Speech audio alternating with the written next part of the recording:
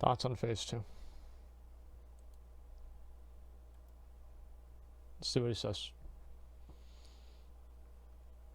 Yo guys, Punkrat on another video. So it's been a while since I made a monologue style video. I think maybe 2 or 3 weeks at this point. And honestly, I didn't really intend on making one. The thing when it comes to these types of videos is something sort of just pops up and I just feel like I have to talk about it. That's If you what I guys do with been my videos following, too. I guess, the sentiment within the community, there's been a lot of discontent, a lot of people voicing their opinions when it comes to the release of phase 2 and how it's affected the game. And this is definitely something that I wanted to talk about. I don't necessarily have a really stern opinion when it comes to this. I'm kind of neutral. I understand both perspectives, and that's pretty much what I want to talk about here. I want to talk about both perspectives, where people are coming from, and most importantly, the main reason why I'm making this video is because I want to know what you guys think in the comment section. So generally when I make a video like this, I get way more comments than just a normal guide video or something like that. Everybody's got an opinion. I find it pretty interesting when we can gather almost like a community census in a certain way, or like my YouTube channel community census, and I think that's really interesting. It's awesome to read on my way to work, and it just gives me an idea of how you guys are feeling out there. So I'm not really coming with any spicy takes on this one. I do understand both perspectives, and that's kind of why I feel a little bit neutral, and I have some little things that I want to talk about in relation to it. So phase 2 released, and there's a huge sentiment of people that feel as though it ruined their classic experience. People are saying it ruined the game. There's tons of people, mostly alliance players, that are looking to quit, transfer off, things like that. And this is actually something that has actively been happening. And I think a couple days before phase 2 released, I don't know if you guys noticed how Blizzard opened up transfers, and initially they were not faction specific. I think on some servers they did eventually make them faction specific. Maybe, correct me if I'm wrong, but there was a trend of people transferring off specific servers and creating a faction imbalance, or further exacerbating a faction imbalance.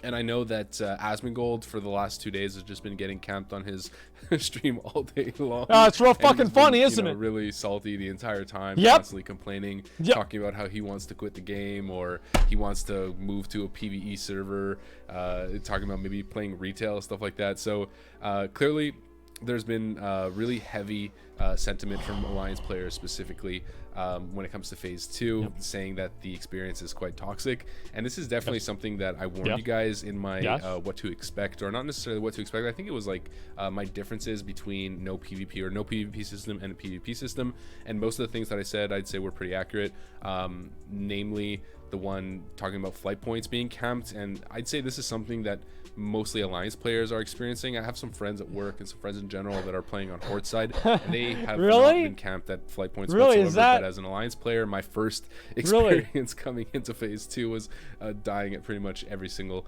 flight master that I landed at. So I mean, I'm an Alliance player, and I do understand where they're coming from. Personally, I don't really care. I just view it as, you know, it's an extra part of the game and I have to work around it. It's a bit crazy on my server. Like Horde is quite dominant, but eventually like the Alliance works together and we end up fighting the Horde back. We just need to communicate and actually bring people out there. I agree we're not with that. Like baseline at every flight I agree point. with that. Yeah. So personally, it doesn't really bother me that much, but I do understand how it could really get on some people's nerves. And I tend to view the game from my perspective, which I'd say is more of like a hardcore perspective. And you know, on this channel, I've tended in the past to not necessarily be so open when it comes to catering to casual players, but at the same time, I think that there has to be, you know, a middle ground. And I do understand that casual players are probably not super into this. And at the end of the day, if World of Warcraft, I don't think most people are. Not only do the hardcore players need to be satisfied and happy, but the casual players also need to be able to find their little spot within the ecosystem of Classic WoW. And right now, I feel as though that's not necessarily the case for a lot of people. Leveling alts on Alliance side has pretty much become It's borderline impossible. Not impossible, but just very difficult. You're constantly dying. Every time you land at a flight master, you might die a couple times just trying to like get away from the flight master. That's definitely a thing. That's crazy. So the experience has become really tough for some people to deal with. Now it seems, I think this was pretty ridiculous. much expected as well. And let's say we do go into TBC, it's probably going to be the exact same thing. Most PvP players do tend to go on Horde side, whether that's a cultural thing where Alliance players just tend to not necessarily be too focused on PvP, and Horde players just happen to be the type of player to really be into, you know, world PvP, griefing, ganking, that type of stuff. I think that it's does a bunch play of part. undead rogues also play a part, but in general, that's it. On most servers, undead even rogues. if the faction balance and is undead quite mages. equal, there's just few not as undead much priests. participation in PvP That's on the Alliance side as there is on Horde side. I'd say once BGs and premades come along, that changes entirely, because you're focusing specifically on Alliance players who actually want to PvP, and then you have Paladins, which are pretty busted. So honestly, Alliance thrives in premades. But in the world PvP scenario, outside of really massive battles and just in a general small skirmishes across the entire map type deal, Alliance is definitely struggling right now. So this raises the question: if we think about the way that the phase release system has been set up within Classic WoW, it's emulating obviously what it was back in the day. And if you think about it, it's almost as if the early phases are essentially equating to an early time before vanilla was fully fleshed out. There's a couple reasons why world PvP was not necessarily killed, but was kind of dimmed the moment Blizzard implemented BGs. And I mentioned this in one of my other videos where that was done purposely. Not only because lag is a massive issue, this is still a massive issue on big servers. Because like 90% of the world PvP encounters fucking suck. Oh, we went up there and we fucking beat them 10v1, or oh man, I got killed 10v1. It's like, yeah, most of them suck. I mean, that's why they got rid of it. But like once the fight gets to like 120 plus people, it becomes borderline unplayable. Yeah. Once BGs release, Borderline they solve unplayable. all of the issues. More when it like comes unplayable. To, out of world griefing, lag, and pretty much every issue that you can think of when it comes to world PvP, BGs sort of solve in terms of the actual feel of the world around Jesus Christ, it must be it nice doesn't to be a hunter. entirely kill world PvP. It's Holy still a thing, fuck. and it always will be a thing.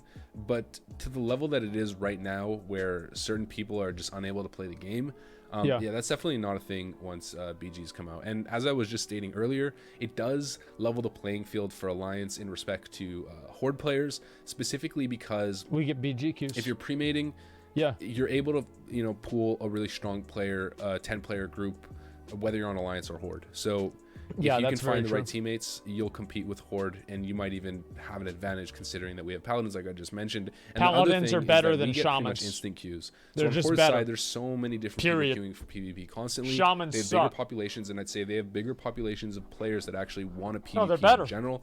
And on No, the they're Alliance better. side, it's obviously just 100% they're less better. people, so you're always able to get queues. So right now in phase 2, Alliance people might be crying, but in the next couple months, it's gonna get, you know, you're gonna be happy. Okay, all right. Everybody's like, no, not true. No, it's not. Oh yeah, of course. Being able to give somebody fucking immunity to physical damage, and be able to just make yourself immune so you can just spam heals, and they can't do a fucking thing about it for 8 seconds. Oh yeah, that's not overpowered at all. That you rolled Alliance. So really the question is, does Blizzard bend over to the people that are discontent right now with the current state of phase 2 and push out phase 3, or at least push out BGs before Blackwing Lair, or do they ignore those cries and give a couple months here of brutal Horde domination on pretty much every single server? Alliance players have to suck it up and then just wait for the next phase. They're gonna quit. From my perspective, I would say suck it up as an Alliance player, and honestly, even if you want to take a break from the game, take a break from the game. Yeah, and they'll once quit, phase man. 3 comes around, it's going to be a completely different standard of living for you. But at the same time, you know, I think this was something that really I was worried about. All right, so yeah, when it comes to vanilla, I was obviously probably one of the biggest advocates for Classic WoW. and I still am, obviously. But you've probably heard me mention many times that I think the Burning Crusade is probably the best World of Warcraft experience outside of the social dynamic, outside of the world battling dynamic. Like, there's specific elements that are missing, I'd say, in TBC, but as an overall experience, especially for everybody, TBC is really I'd say the good. Burning Let's be Crusade real. is probably the best World of Warcraft experience in my humble opinion. Okay. And I knew that vanilla was going to appeal to a specific player, absolutely, and I am one of those players. But I did also know that on the other side that it would deter some people, and it might be its own worst enemy in a certain way, where some people sort of give up on it, where they're just like, this is too tedious, like 30 freaking Dreamfoil for a flask and a Black Lotus, like screw this game, with the world PvP element, the leveling elements, like there's specific little things in Classic that just appeal to one type of player and almost neglect another. Now, I've also made videos in the past talking about how Classic is casual friendly, and I still do believe that, although I'd say less so now in Phase 2, considering that the entire world is a war zone. But the Burning Crusade, I say, is the best element of that. And basically what I'm getting at here is that I think Phase 3 is probably a little bit closer to that TBC style experience, just for the fact that there's more things to do at endgame with the introduction of BGs. I know the sentiment is that maybe Blizzard's blasting through these phases a little bit too fast, and I think if we were to just, speed through Phase 2 and go right into Phase 3 once again, just skipping, or maybe then bringing in Phase 2.5, right, where they bring in BGs, is that going to make people even more angry in respect to this notion? Like, is it the right decision? Is it going to hurt the Horde players who are having an absolute blast right now? Is it going to hurt the hardcore players who think, well, if you can't take it, then go find another game or stop crying, blah blah blah. There's always a different perspective, right? Or is it the right business decision for the longevity and the health of the game to sort of find a middle ground so that everyone can actually enjoy the game? Because if you think about it, like, I think even... How long do you guys think the Horde BG queues are going to be? How long do you guys think they're going to be? 30 minutes, 2 hours. If it's 1 hour, I think that'd be fucking hilarious. If you're the most hardcore player, having BGs is not necessarily a bad thing. And the one issue that I have right now with World PvP is that it's not so much like it was in previous experiences.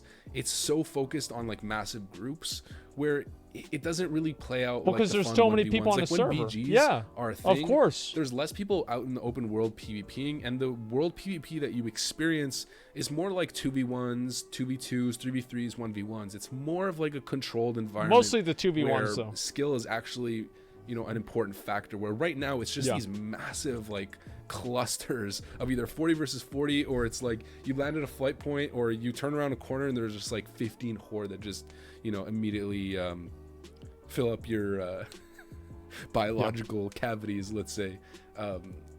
So yeah, basically you get what I'm saying, where I feel as though having BGs definitely creates a nice balance, where you have the option to BG if you want a hardcore rank, if you want a pre-made, BGs are always there for you.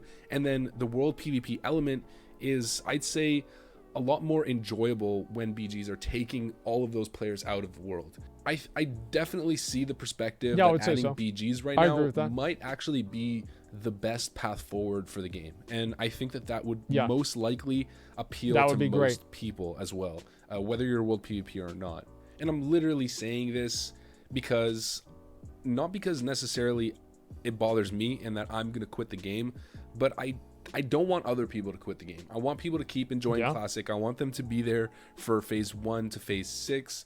And I don't want, because we're sticking so hard to no changes and to the phase releases that were initially planned, you alienate other people. A certain type of player who should also be enjoying the game as well, without obviously diluting the experience, because I really don't think that would really dilute the Classic experience. So I could definitely see that as a nice path forward for the game. I don't think that it'd be too detrimental. In fact, I think it might have an opposite effect. I think it might actually be the right decision. Hopefully to make. everybody's logged in But by that's now gonna be for the Blizzard's meeting. decision to We're make. about to do it in a Obviously. minute. And another thing that I want to say is this add-on spy that people are using that's really hurting rogues. Blizzard needs to fix this. I mean, I would agree if it hurt anybody else besides rogues, but unfortunately Blizzard did fix it.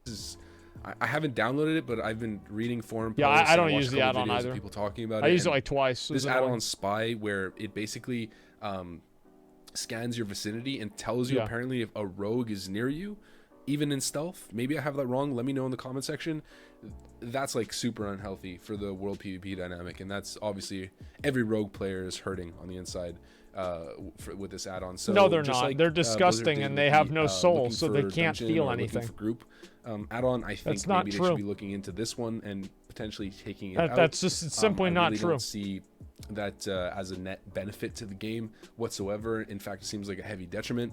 And also, Epstein didn't kill himself. So if you guys like this video and you want to see more like it, of course, if you like the monologue style videos, then leave a comment, leave a like, potentially hit the subscribe button if you want to support me, and hit the notification bell if you want to be notified whenever I post a new video. So that's pretty much all I got for you guys on this one. And maybe you heavily disagree with me. That's fine. Go ahead and leave it in the comment section, and let's see where everybody stands. Thanks for watching, and I'll see you on the next one. Peace. All right.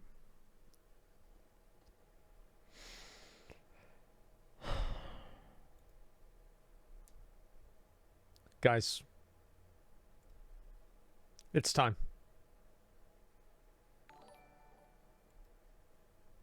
Four-minute queue. You guys have enough time.